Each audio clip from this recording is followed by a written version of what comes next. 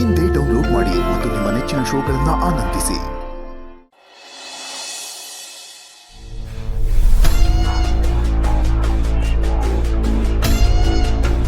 ಆತೆ ಶುರು ಮಾಡ್ಲಾ ನನ್ನ ಕಥೆ.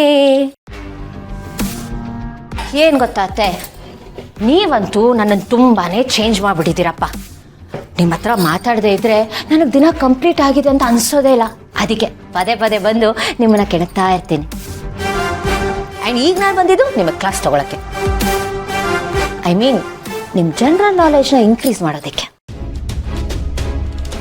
ಅದ್ರ ಅಗತ್ಯ ನನಗಿಲ್ಲ. ಬಟ್ ನನಗಿದೆಯಲ್ವಾ ಅತ್ತೆ? ಅದೇನೋ ಗೊತ್ತಿಲ್ಲ ಅತ್ತೆ, ನಿಮ್ಮ ಹತ್ರ ಎಲ್ಲಾನು ಶೇರ್ ಮಾಡಿಕೊಂಡ್ರೆ ನನ್ನ ಮನಸ್ಸಿಗೆ ಏನೋ ಒಂಥರ ತೃಪ್ತಿ, ಸಮಾಧಾನ. ಅದಕ್ಕೆ ನಿಮ್ಗೊಂದು ವಿಷಯ ಹೇಳೋಣ ಅಂತ ಬಂದೆ. ಸುಧಾಗೆ ಬೇರೆ ಮನೆ ಮಾಡಿಕೊಡ್ಬೇಕು ಅಂತ ಗೌತಮ್ ಅವ್ರಿಗೆ ಐಡಿಯಾ ಕೊಟ್ಟಿದ್ದು ಯೋರ್ಸ್ ಟ್ರೂಲಿ. ಅನ್ಕೊಂಡೆ ಇದರಲ್ಲಿ ನಿಂದೆ ಏನೋ ಕಿತಾಪತಿ ಇರತ್ತೆ ಅಂತ. ಕೊನೆಗೂ ನನ್ನ ಡೌಟ್ ಕ್ಲಿಯರ್ ಆಯ್ತು. ನನಗೆ ಗೊತ್ತಿತ್ತು ನೀವು ಡೌಟ್ ಪಡ್ತೀರಾ ಅಂತ. ಅದಕ್ಕೆ ನಾನು ಬಂದು ನಿಮ್ಮ ಡೌಟ್ ಕ್ಲಿಯರ್ ಮಾಡ್ತಿದ್ದೀನಿ. ಪಾಪ ನನ್ನ ಅತ್ತೆ, ಅವ್ರಿಗೆ ಅಗತ್ಯ ಇಲ್ಲದೆ ಇರೋ ವಿಷಯನ ಯೋಚನೆ ಮಾಡಿಕೊಂಡು ತಲೆನೋವು ತರಿಸ್ಕೋಬಾರ್ದಲ್ವಾ? ಸೊ ಅತ್ತೆ, ಈ ಡೌಟ್ ಅನ್ನೋದು ಮನುಷ್ಯನಿಗೆ ಒಳ್ಳೇದೇ ಅಲ್ಲ, ಅದು ಬರಲೇಬಾರ್ದು. ಅದು ನಮ್ಮನ್ನ ಓವರ್ ಥಿಂಕ್ ಮಾಡೋ ಹಾಗೆ ಮಾಡುತ್ತೆ. ಏನಿರಬಹುದು, ಯಾಕಿರ್ಬಹುದು, ಯಾರಿರ್ಬಹುದು ಅಂತ ನಮ್ಮ ನೆಮ್ಮದಿನೇ ತಿಂದಾಗ್ಬಿಡುತ್ತೆ. ಆ್ಯಂಡ್ ನಿಮಗೆ ಹಾಗಾಗೋದು ಬೇಡ ಅಂತ ನನ್ನ ಆಸೆ. ಸೊ ನಿಮ್ಮ ಡೌಟ್ ಎಲ್ಲ ನಾನು ಕ್ಲಾರಿಫೈ ಮಾಡ್ತಿದ್ದೀನಿ.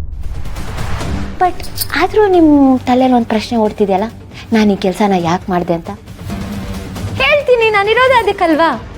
ನೋಡಿ, ನಾವೆಲ್ಲರೂ ಕುರಿ ಹಿಂಡ್ತರ ಜೊತೆಲೇ ಇದ್ರೆ ತೋಳಗಳಿಗೆ ಬೇಟೆ ಆಡೋದು ಈಸಿ ಆಗ್ಬಿಡುತ್ತೆ. ಯಾರಾದರೂ ಒಬ್ಬರನ್ನ ಟಾರ್ಗೆಟ್ ಮಾಡಿದ್ರೆ ಸಾಕು, ನಿಮ್ಮ ಉದ್ದೇಶ ಈಡೇರ್ಬಿಡುತ್ತೆ. ಆ್ಯಂಡ್ ನಾನು ಅದನ್ನು ಅಲೋ ಮಾಡೋದಕ್ಕಾಗಲ್ವಲ್ಲ ಅತ್ತೆ. ಅದಕ್ಕೆ ನನ್ನವ್ರನ್ನ ಬೇರೆ ಕಡೆ ಶಿಫ್ಟ್ ಮಾಡ್ತಿದ್ದೀನಿ. ನಿಮ್ಮಿಂದ ದೂರ ಇದ್ದಷ್ಟು ಸೇಫ್ ಆಗಿರ್ತಾರೆ. ದುಷ್ಟರಿಂದ ದೂರ ಇರಬೇಕು ಅಂತ ನಿಮ್ಮಂಥ ದೊಡ್ಡವರೇ ಹೇಳಿದ್ದಾರೆ. ಏಯ್, ನನ್ನನ್ನು ಊರಿಸ್ಬೇಕು ಅಂತಾನೆ ಬಂದಿದ್ಯಾ ನೀನು? ಶಾಂತಂ ಪಾಪಂ, ನಾನು ಯಾಕತ್ತೆ ಹಾಗೆ ಮಾಡಲಿ? ನನ್ನನ್ನು ಕಂಡ್ರೇನೆ ನೀವು ಊರ್ಕೋತೀರಾ. ಅಂದಾಗೆ ನಿಜ ಹೇಳಿ, ನಿಮ್ಮ ಮನ್ಸಲ್ಲಿ ಇದೆ ಅಲ್ವಾ? ನಿಮ್ಮ ಮನ್ಸಲ್ಲಿ ಆಲೋಚನೆ ಇದೆ ಅಲ್ವಾ? ಅದೇ ತೋಳದ ಥರ ಹೊಂಚಾಕಿ ಬೇಟೆ ಆಡೋದು. ಇಟ್ಸ್ ಓಕೆ, ನೀವೇನು ಹೇಳದೆ ಇದ್ರು ಅಂಡರ್ಸ್ಟುಡು.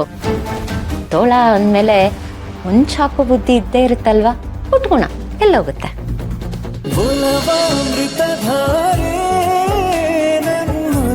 ಅಮೃತಧಾರೆ